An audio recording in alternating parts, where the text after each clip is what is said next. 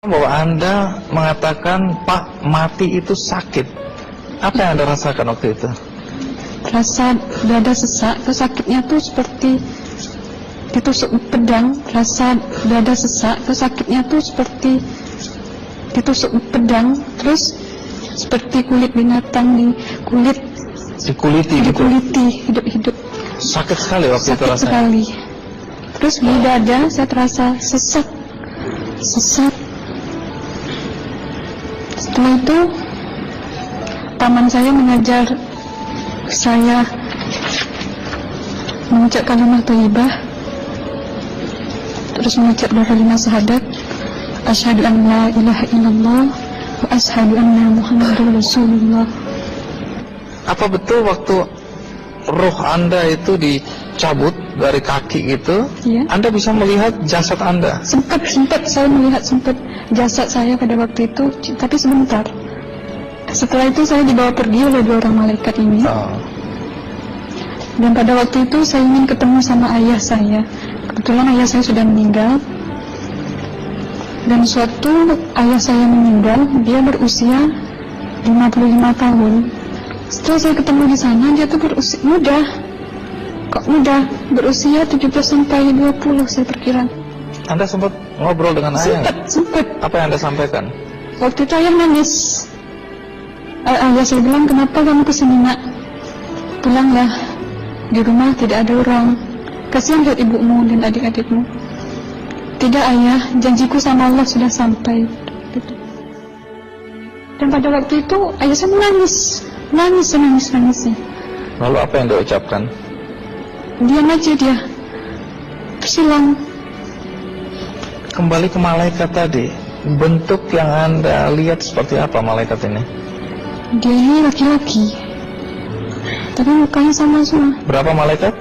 2. 2. Iya. Fisiknya seperti apa? Seperti berserban, berpakaian ihram, mukanya sama. Wajahnya seperti apa? Wajahnya sulit saya gambarkan. Yang jelas dia ini sama, dua-dua itu sama rupanya. Apakah ada ucapan dari 2 sosok yang Anda anggap malaikat itu? Ada. Apa kata mereka? Waktu itu saya mengalami perjalanan spiritual. Saya disoal oleh malaikat itu dengan sebutan Ma ayyutuka, siapa Tuhanmu? Tanya.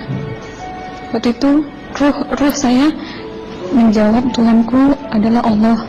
Siapa pemimpinmu? Pemimpinku adalah Nabi Muhammad Sallallahu Alaihi Wasallam. Mana kiblatmu? Kiblatku adalah Ka'bah. Siapa kedua orang tuamu? Siapa saudara maramu?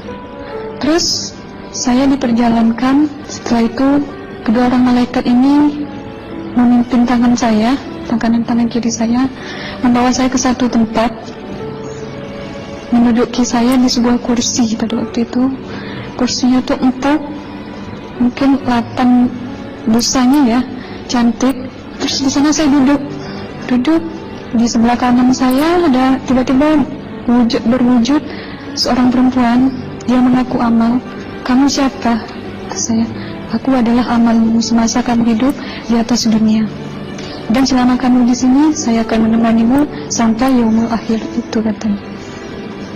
Dan pada waktu itu saya melihat perempuan-perempuan solehah berpakaian muslimah, berkerudung, mencium pipi kanan, pipi kiri.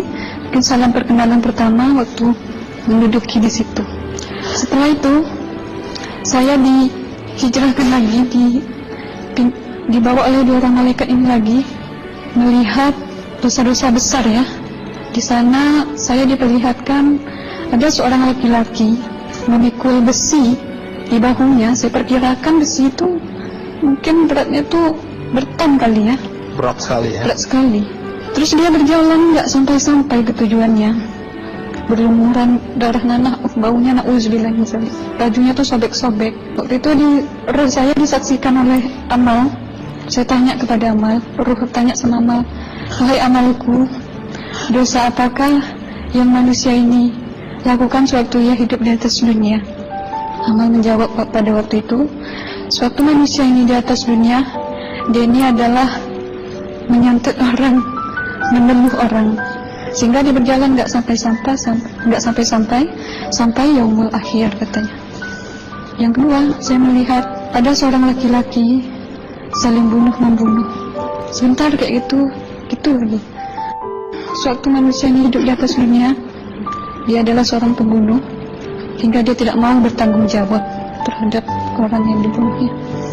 Terus yang ketiga, saya melihat ada seorang laki-laki dihujam kemaluannya pakai besi panas, timah panas itu ya, hingga menembus. Waktu itu roh bilang sama amal, wahai amalku, dosa apakah yang manusia ini hidup di atas dunia? Amal waktu itu menjawab, suatu manusia ini hidup di atas dunia, manusia ini adalah seorang perzina.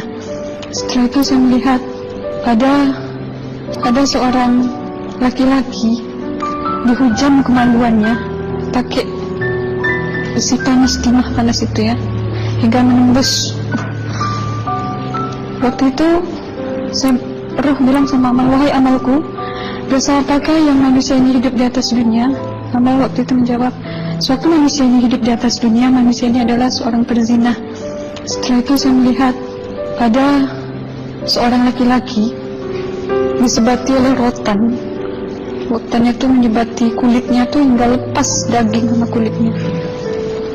Itu amal menjawab, suatu manusia ini hidup di atas dunia, dia ini tidak pernah sholat Islam, hingga waktu matinya pun dia tidak mengucap 2 kali syahadat. Dan pada waktu itu roh sama amal sempat menghafiz Quran pada waktu itu dengan harapan supaya manusia yang Allah siksakan ini bisa terampuni dosanya. Jadi masih sempat waktu itu ya? Iya, roh sama amal yang menghafiz Quran, bertahzim, bersalawat, baca ayat 1000 dinar, membaca Yasin. Tapi sayang, bahkan tambah banyak Allah tidak mengampuni dosa-dosa mereka sayangnya. Setelah itu akhirnya yang terakhir kali berzikir. Zikir saya pada waktu itu subhanallah walhamdulillah wala ilaha illallah wallahu akbar la haula wala quwwata illa billahil aliyyil azim. Sekuat-kuatnya nada saya berteriak, tiba-tiba saya merasakan detik jantung ya. Waktu itu mungkin paman saya yang menyaksikan. Itu saya koma. Disitulah sebenarnya Anda kembali ke jasad ya? Iya, benar. Jadi banyak sekali Anda menyaksikan kejadian-kejadian di alam sana ya. Nah, menarik karena waktu kami menghubungin Mbak Aslina, pada dasarnya Mbak Aslina keberatan menceritakan kembali kisahnya. Tapi kalau toh akhirnya Anda mau sampai di sini dan Anda sudah bercerita, apa harapan Anda pada orang-orang yang mendengarkan kisah ini? Ya, harapan saya pertama, ya lebih banyak menyambut puasa ya, lebih banyak mendekat diri aja sama Allah, perbanyakkan amalan soleh, perbanyakkan zikir, perbanyakkan sholawat, baca Quran, dan sebagainya. Itu harapan Anda ya? Iya. Baik, terima kasih Mbak Aslina ya, sudah datang dari Bengkalis untuk menceritakan kisah ini.